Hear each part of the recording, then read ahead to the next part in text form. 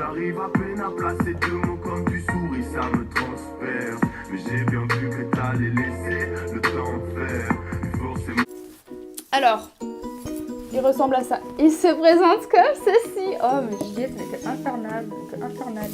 Est-ce que ça va faire le focus? Est-ce que ça sert vraiment à quelque chose de faire ça? Non, ça sert absolument à rien. Ouais.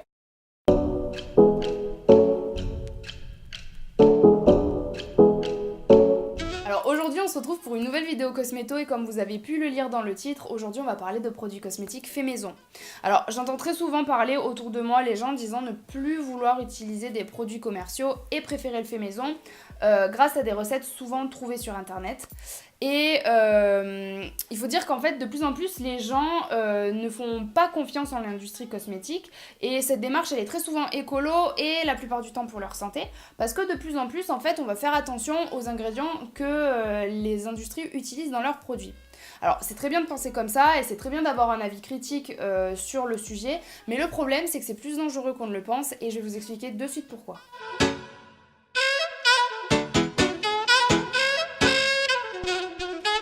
En réalité, DIP, c'est l'abréviation de dossier information produit et il faut savoir qu'en fait, c'est le dossier regroupant toutes les informations du produit mis sur le marché. Ce dossier doit être mis à jour régulièrement durant tout le processus de fabrication et de mise en vente.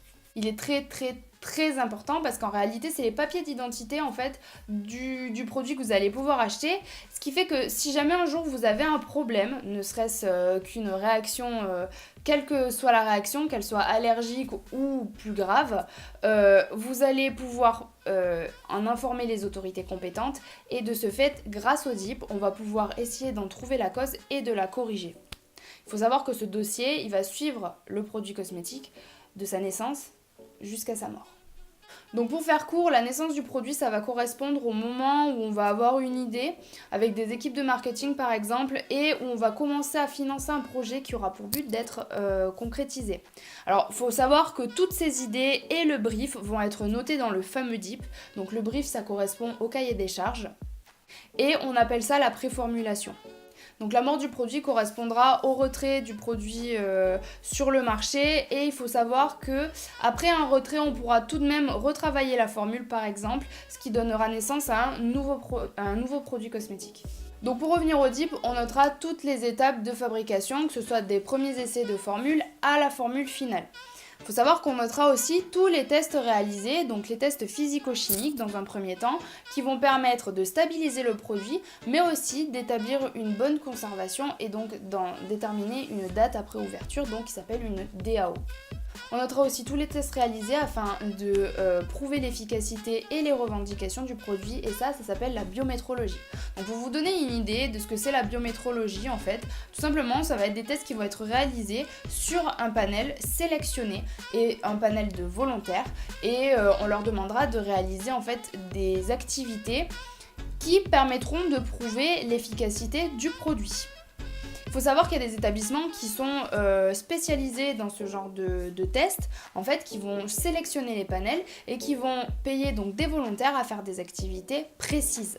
Par exemple, si on va parler d'une crème solaire qui tient et qui est résistante à l'eau, on va leur demander d'appliquer de la crème solaire et de réaliser, par exemple, des activités dans une piscine et on mesurera la quantité de crème solaire avant et après expérience.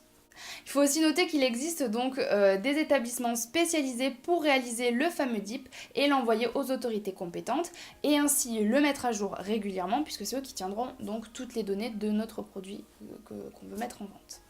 Donc maintenant on va parler du CPNP en 2 secondes. Donc le CPNP, qu'est-ce que c'est? C'est tout simplement l'abréviation, c'était difficile à dire, l'abréviation donc de Cosmetic Product Notification Portal et donc c'est un système de notification en ligne de produits cosmétiques qui a été rendu obligatoire par le règlement européen qui est en vigueur, donc la 1223/2009 CE.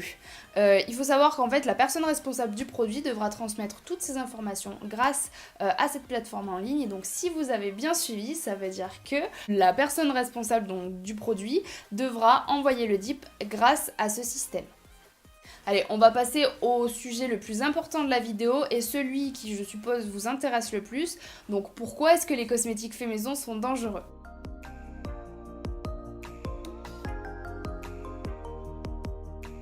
Donc, tout d'abord, parce qu'il n'y a pas de DIP. Alors le DIP, comme vous l'aurez compris ce que je vous ai expliqué plus tôt, c'est très important pour un produit cosmétique, pour le suivi du produit cosmétique. En fait, sans DIP, c'est en quelque sorte un produit cosmétique sans DIP, c'est comme un conducteur sans permis et sans papier du véhicule. C'est-à-dire que si jamais vous roulez trop vite, le danger il est toujours présent, mais si vous ne vous faites pas arrêter ou si vous n'avez eu aucun accident, si vous n'avez aucun problème sur la route, le temps que vous roulez, eh bien ça va pas être problématique. Le problème, c'est du moment où vous vous faites arrêter, et bien là, c'est beaucoup plus embêtant. Et bien, sans DIP, votre produit cosmétique, c'est exactement la même chose. C'est-à-dire que vous pouvez fabriquer autant de produits que vous voulez, les vendre, les offrir et faire ce que vous voulez avec. S'il arrive quoi que ce soit à la personne à qui vous l'avez offert ou vendu, alors dans ce cas-là, sans DIP, il peut vous arriver énormément de problèmes, vous risquez gros et vous pouvez être condamné.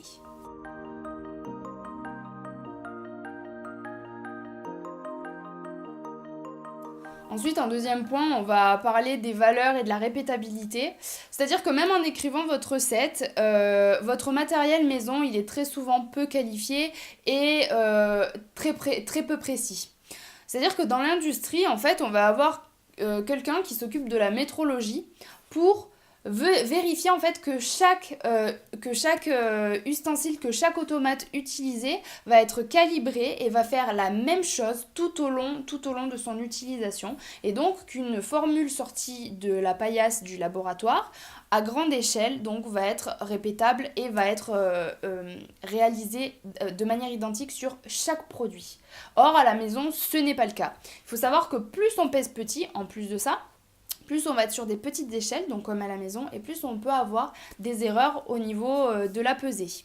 Aussi, il faut noter que, en fait, dans l'industrie, au niveau des matières premières, on va avoir un choix qui va se faire en fonction de plusieurs fournisseurs différents. C'est-à-dire qu'on peut avoir pour un même produit plusieurs fournisseurs et on va comparer afin de choisir quelle sera la matière première la meilleure pour son utilisation. En termes de rapport qualité-prix. Sauf qu'à la maison, en général, on fait pas ça. On va pas utiliser plusieurs produits, enfin plusieurs matières premières que l'on va comparer en termes on va pas faire des comparaisons physico-chimiques, des comparaisons sensorielles. Enfin, ça va être en général, si on fait des comparaisons, ça va être des comparaisons qui sont très rudimentaires, qui n'ont aucune réelle valeur. Et si jamais on n'en fait pas, au final, on va se retrouver avec un produit qui va pas forcément être de très très bonne qualité.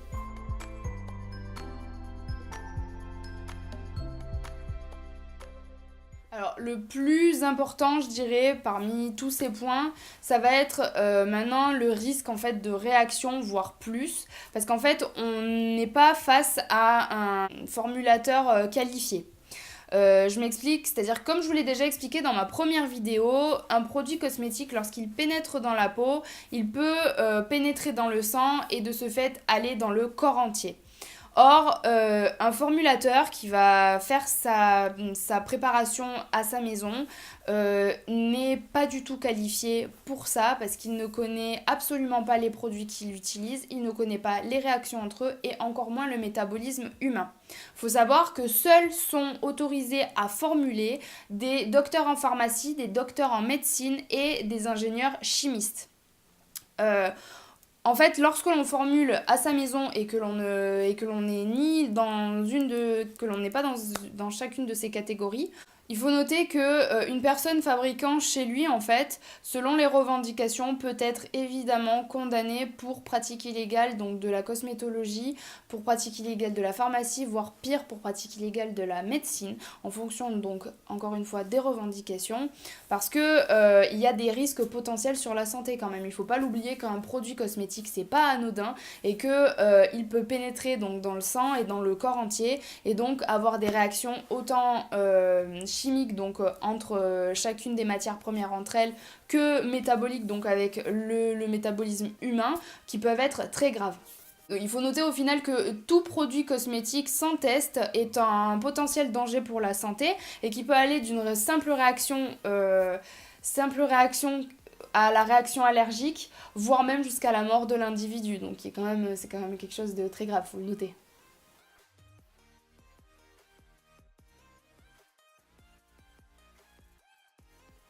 Dans la majorité des industries, qu'elles soient alimentaires, cosmétiques ou pharmaceutiques, des normes d'hygiène sont respectées, évidemment. Il faut savoir que chez vous, quand vous fabriquez, vous êtes soumis à beaucoup d'intercontaminations simples de votre produit, en fait. Si vous suivez aucun protocole de désinfection, que ce soit de votre matériel ou de votre pièce, ce qui en général n'est pas possible, puisque dans l'industrie, on va avoir par exemple des différences de pression, des fenêtres qui vont être agencées d'une certaine manière, de telle sorte à ce qu'il n'y ait pas de contamination bactérienne et autres. Et chez vous, c'est pas possible de réaménager tout votre environnement juste pour une fabrication de produits artisanaux. Et donc il faut savoir que si vous ne suivez pas ces protocoles-là, ben, vous êtes soumis à des risques de contamination, qu'elles soient bactériennes, qu'elles soient microbiologiques ou nanoparticulaires dans votre produit. Il faut savoir aussi que dans l'industrie, en fait, on va réaliser des tests de stabilité qui vont permettre, donc comme je vous l'ai expliqué un petit peu plus tôt avec le DIP, qui vont permettre d'établir une DAO et donc une date après ouverture. Sauf que vous, à la maison, en fabriquant votre produit, en fait, vous n'avez aucun recul sur la péremption de votre produit puisque vous ne savez pas comment il va agir au fur et à mesure du temps. Comme vous pouvez le deviner, les produits faits maison ne suivent aucun test et de ce fait, en fait, sont potentiellement dangereux par rapport à ça, en fait, au niveau de la contamination.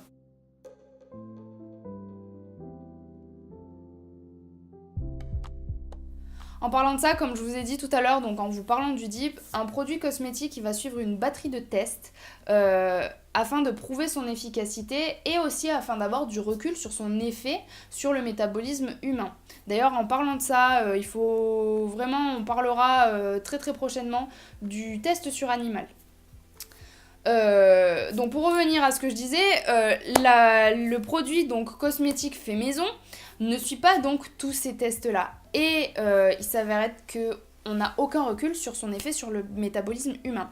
Alors certes, on va le tester sur soi, et sur soi ça peut être génial, mais sur votre petit frère, votre petite soeur, sur votre mère, votre père, ou le voisin, ou voilà. Peu importe, sur une autre personne, votre produit, il peut avoir l'effet totalement inverse, comme il peut avoir des effets beaucoup plus dramatiques. D'ailleurs, toute personne offrant ou vendant un produit ou une recette, parce que ça marche aussi sur les recettes. D'ailleurs, tous les blogs beauté parlant donc de recettes, de DIY et même toutes les vidéos YouTube parlant de recettes, de produits à faire à la maison, ça peut avoir des conséquences dramatiques et ça peut évidemment être punissable par la loi.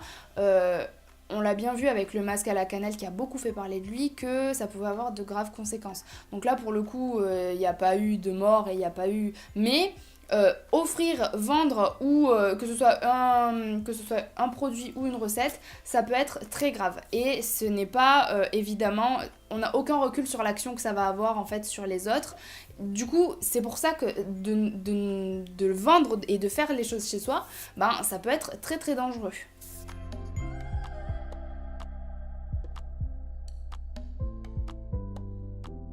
Alors sachez que lorsque on vous parle d'huile essentielle, qu'on vous parle de plantes et qu'on vous dit que ce n'est pas dangereux parce que ça vient de la nature, parce que c'est des plantes, etc.,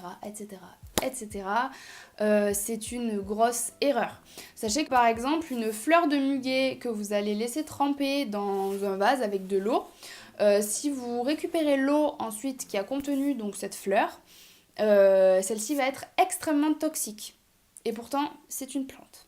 J'entends très très souvent parler, et ça c'est ce qui me gêne beaucoup aussi, c'est que bon, on va faire de son cosmétique maison, ok, je vous l'ai expliqué tout au long de la vidéo, il y a beaucoup de risques par rapport à ça, ok, vous êtes au courant, ok.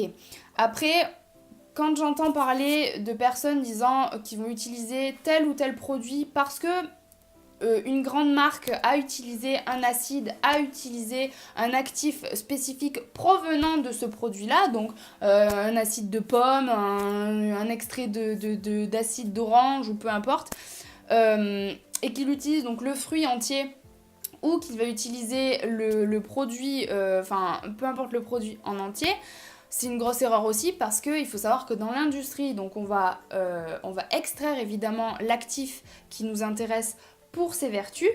Et c'est pour ça qu'on va pas utiliser tout le produit, parce qu'on va pas utiliser de la même manière la chair de pomme comme on va utiliser le pépin ou comme on va utiliser l'écorce du pommier. Il faut savoir que chaque actif présent dans une partie spécifique d'un produit, enfin d'une matière première, a une vertu différente, et c'est pour ça qu'on va extraire cet actif, parce que sinon ce serait trop simple de mettre le produit complet, le produit entier dans un blender et de faire un masque. Ce serait beaucoup trop simple. C'est pour ça que dans l'industrie on extrait les produits. Donc d'entendre j'ai utilisé de la pomme parce que telle marque a utilisé de l'acide de pomme contenu dans le pépin de la pomme, c'est bien joli mais ça ne marche pas. Voilà, je pense à peu près avoir fait le tour du sujet. Je tiens d'ailleurs à remercier Doc qui m'a aidé à réaliser cette vidéo. Si tu passes par là, salut. Et j'ai essayé d'être le plus bref possible et le plus concrète et le plus précise possible afin de ne pas vous ennuyer et de vous donner les informations qui vous intéressent le plus. J'espère que ça vous aura plu. J'en profite évidemment pour vous remercier d'être toujours plus nombreux à me soutenir, à me suivre et à me regarder. Surtout n'hésitez pas à partager la vidéo si elle vous a plu. N'hésitez pas à me poser vos questions dans les commentaires si jamais vous avez quelques questions sur la vidéo. N'oubliez pas de vous abonner, de partager ma vidéo évidemment et de laisser un pouce bleu pour me soutenir encore une fois. Je vous dis à très bientôt pour de prochaines aventures. Allez!